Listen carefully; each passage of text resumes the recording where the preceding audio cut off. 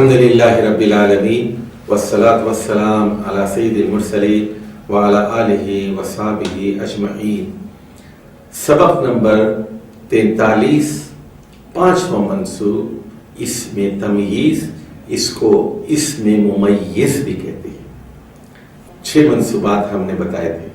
سب سے پہلے مفعول بہ، اور اس کے بعد ظرف کی 2 قسمیں ہیں، ظرف زمان اور مکان، پھر حال، پھر علت، اور 5واں اسم تمییز ہے جو آج ہم پڑھا رہے ہیں، اور اس کے بعد آخری مفعول مطلق۔ اسم تمییز وہ منصوب اسم ہے جو جملے کا ابہام دور کرتا ہے اور اس کے مفہوم کا تعین کرتا ہے، اسے ممیز بھی کہتے ہیں۔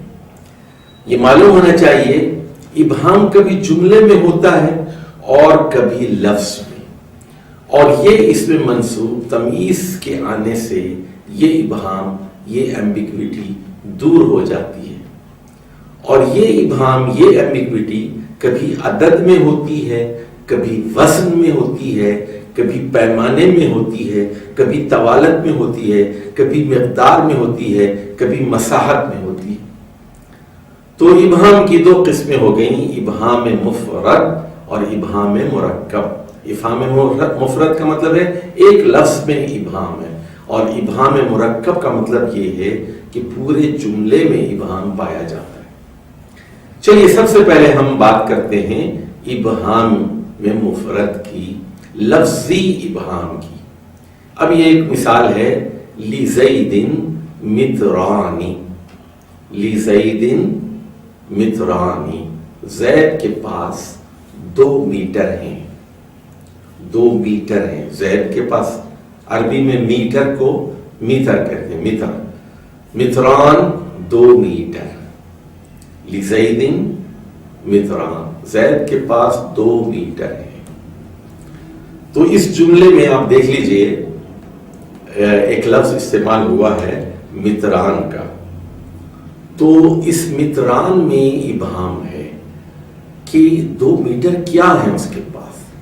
فرض کیجئے ہم کہیں لِزَيْدٍ مطران حریرن، حریرن، حریر ریشم کو کہتے ہیں، اور دیکھیے یہ ہے اس میں تمییز، اور یہ منصوب ہے، 2 میٹر ریشم ہے اس کے پاس۔ لِزَيْدٍ مطران قطنن، 2 میٹر کپاس ہے، 2 میٹر کاٹن ہے اس کے پاس۔ لِزَيْدٍ مطران اردن، 2 میٹر زمین ہے اس کے پاس۔ لِزَيْدٍ مطران سلکن او خیطن، خیط دھاگا، ڈوری، سلک۔ تو یہاں دیکھیے اب مطران میں جو ابہام ہے، مطران میں 2 میٹر ہیں، 2 میٹر کیا ہیں؟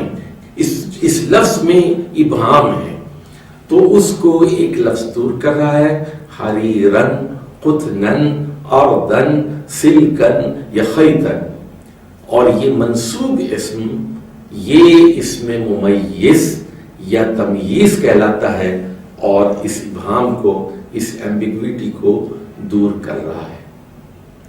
اب آ جائیے جملے میں ابہام کی مثالیں۔ ایک جملہ ہے زید حسن، زید اچھا ہے، زید حسن۔ اب اس پورے جملے میں ابہام ہے، زید اچھا ہے، تو کس اعتبار سے اچھا ہے؟ ذرا آپ دیکھ لیجئے، یہاں پر 5 مثالیں ہیں آپ کے سامنے۔ زید حسن وجہن، چہرے کے اعتبار سے زید بہت اچھا ہے۔ زید حسن علما، علم کے اعتبار سے زید بہت اچھا ہے۔ زید حسن مالا، مال کے اعتبار سے زید بہت اچھا ہے۔ زید حسن ذوقا، ذوق کے اعتبار سے بہت اچھا ہے۔ زید حسن خلقا، اخلاق کے اعتبار سے بہت اچھا ہے۔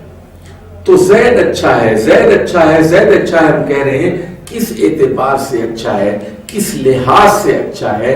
تو وجہن اسم تمییز کے آنے سے، یا علمن یا مالن یا ذوقن کے آنے سے، اسم تمییز منصوب کے آنے سے جملے کا ابہام دور ہو گیا۔ ذرا ترجمے پہ غور فرمائیے، یہاں کے لحاظ سے، کے لحاظ سے، کے اعتبار سے، اس طرح کا ترجمہ تمیز میں کیا جاتا ہے۔ چلیے اب یہ ابہام مفرد کی کچھ مثالیں قرآن مجید سے۔ فانفجرت منہ اثنتا عشرہ، فانفجر چنانچہ پھوٹ پڑے، اس میں سے، منہ اس میں سے، اثنتا عشرہ، اثنتا عشرہ 12 پھوٹ پڑے۔ اب اس 12 کے عدد میں ابہام ہے، کیا 12 پھوٹ پڑے؟ آگے ایک لفظ ہے عینن، عین، عین چشمے کو کہتے ہیں، منصوب اسم ہم لا رہے ہیں یہاں، عینن چشمے پھوٹ پڑے، 12 چشمے پھوٹ پڑے، تو عدد کا ابہام دور ہو گیا، عدد کا ابہام دور ہو گیا۔ فانفجرت پھٹ پڑے، پھوٹ پڑے، منہ اس میں سے، اثنت عشرہ 12 میں ابہام تھا اور عینن سے وہ ابہام دور ہو گیا۔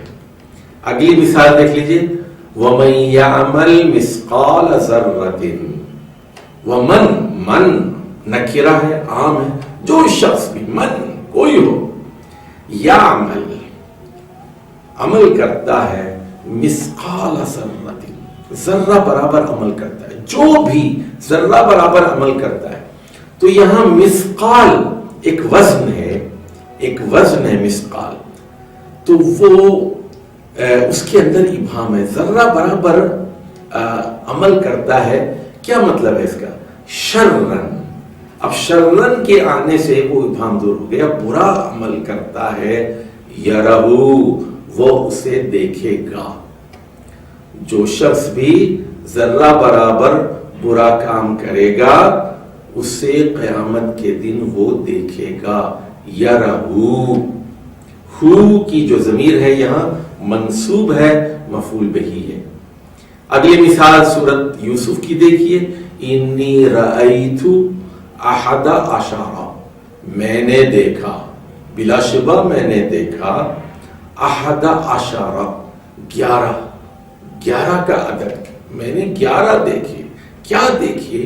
کوکبن، یہ اسم تمییز ہے اور یہ اس ابہام کو دور کرنے والا لفظ ہے جو 11 کے عدد میں پوشیدہ تھا، میں نے 11 عدد ستارے دیکھے جو مجھے سجدہ کر رہے ہیں۔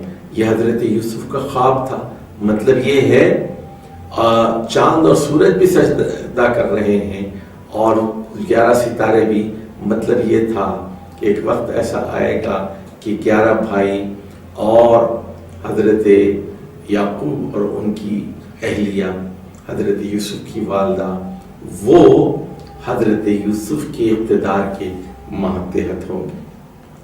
اب آ جائیے جملے میں ابہام کی کچھ قرآنی مثالوں کی طرف۔ سورہ توبہ میں ہے، قل کہہ دیجئے، بتا دیجئے، اعلان کر دیجئے، نار جہنم، نار جہنم، مرکب اضافی، نار خفیف ہے مضاف کی حیثیت سے، جہنم مضاف الیہ ہے مجرور ہے، اور جہنم بھی غیر منصرف ہے، جہنم، جہنم، جہنم، اشد حرن، اشد حرن، تو کہہ دیجئے کہ دوزخ کی آگ بہت سخت ہے، اشد ہے، شدید تر ہے، کس اعتبار سے شدید تر ہے؟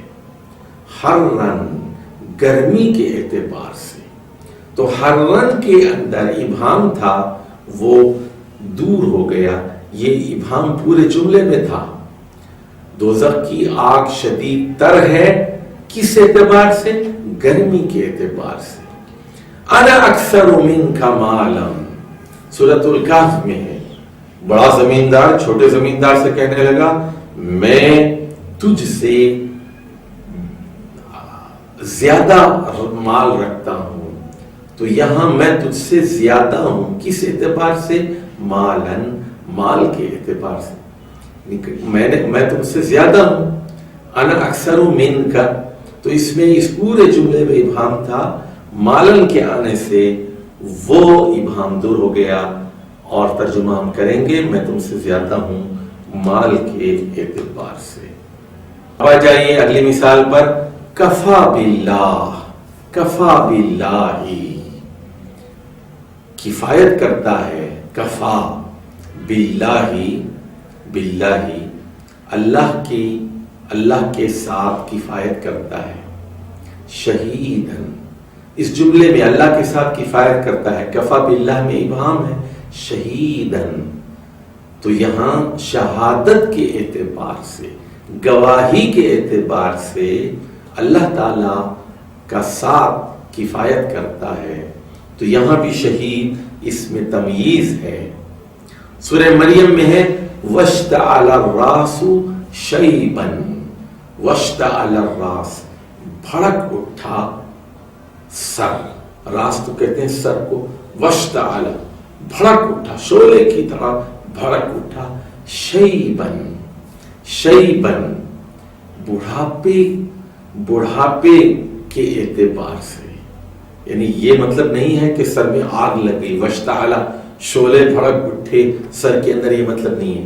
شیبن نے اس ابہام کو دور کر دیا ہے، بڑھاپے کی وجہ سے سر بھڑک اٹھا ہے، یعنی سر کے بال سفید ہو گئے ہیں۔ اگلی مثال دیکھیے، وَفَجَّرْنَا الْأَرْضَ عُيُونًا، فجرنا، فجر، تو یہاں یہ تو فعل ہے اور اس کے ساتھ ضمیر متصل ہے، فاعل، ہم نے پھاڑ دیا، ہم نے پھاڑ دیا، نا فاعل ہے، ہم نے، الارض مفعول بہ ہے، فجرنا الارض، ہم نے زمین کو پھاڑ دیا، الارض منصوب ہے، آخری حرف پر زبر کی علامت موجود ہے، مفعول بہ ہے، تو اس جملے میں ابہام ہے، ہم نے زمین کو پھاڑ دیا، پھاڑ دیا۔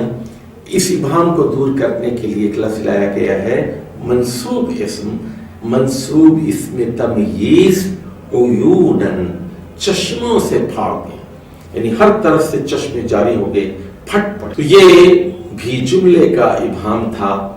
تو یہاں اس سبق میں ہم نے آپ کی خدمت میں جو بات رکھی وہ یہ کہ ابہام دو قسم کا ہوتا ہے، مفرد لفظی ابہام ہوتا ہے، کسی ایک لفظ میں ابہام ہوتا ہے، اور کبھی مرکب ہوتا ہے، پورے جملے میں ابہام ہوتا ہے، اور اس میں تمییز اس ابہام کو دور کرتا ہے۔